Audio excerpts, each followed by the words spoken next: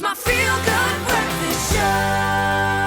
Welcome back to your Feel Good Breakfast Show. It is Expresso right here on SABC3. We're celebrating Women's Day today and, of course, wishing all of the incredible women in our lives and all across the country a happy Women's Day. Well, leading from our last conversation, we've got Dr. Darren Green in the house. We had Loretta from Johannesburg who called us with regards to conceiving a child. Let's talk about childbirth and pregnancy for a moment. I read a very interesting piece of information here. In 1916, the first birth control clinic was opened in New York by Margaret Sanger, and it paved the way for birth control as we know it today. But I'm always so skeptical when it comes to birth control. You said in the break, don't use it unless you absolutely have to. What did you mean by that? Yes, so understanding exactly what types of birth control are out there. You must remember in 1916, 9 days later, that woman was arrested for opening a birth control center in New York. Oh. So that's how anti-birth control the world was in 1916,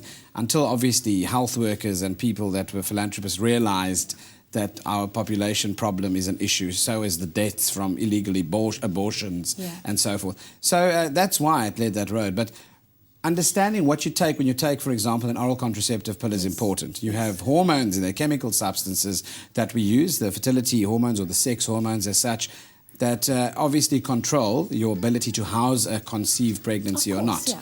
So we use the oral contraceptive pill, and some girls start even as young as 12 or 13 to regulate skin problems, for example, etc., etc. So where we see the challenges is where those hormones, and estrogen specifically, triggers the genes that are involved with breast cancer. There are also side effects to taking, oral contraceptive pills over a long period of time.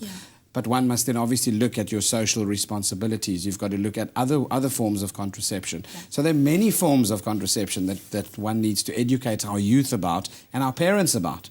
But understanding the side effects and risks involved with breast cancer, for example, in a female gene pool is also important. Yeah. Wow, that's quite interesting because I know people that have been on it for many years, of course, too. I'm always worried about things like weight gain. Yes. And you might use it for skin problems, but then you end up gaining weight. Correct. There's so many factors that you have to take into consideration. Headache, obviously deep venous thrombosis is another big side effect of using some of the hormone replacement therapies, but also the oral contraceptive. Okay, so what does one do then? Do you just not take anything? No, well, they're different forms. You get estrogen, you get progesterone. The estrogen one is what I'm referring to. You get the combined pill, which is estrogen and progesterone. You get barrier devices, like a copper or Nova-T, for example. You get the Mirena, which is an intrauterine contraceptive device.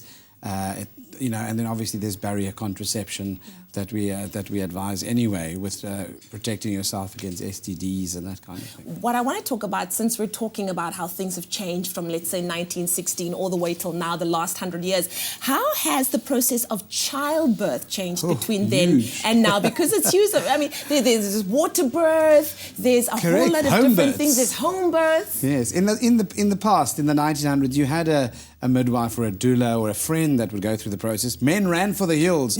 Men would pass out in the room. They wouldn't be near. They still pass out. Exactly. Yeah. And they don't want to be near the scene quite often. Often all they want to see is the baby wrapped up and the mother's okay afterwards. But obviously the era has changed. There's a lot of supportive therapy, both from a psychological support entity. I think moms-in-laws and parents are all involved, and family in the community, etc. Sometimes even all being in the actual labor room as well. But, obviously it's important to realize that pain relief has also been added. And obviously natural childbirth versus cesarean section is another debate on its own.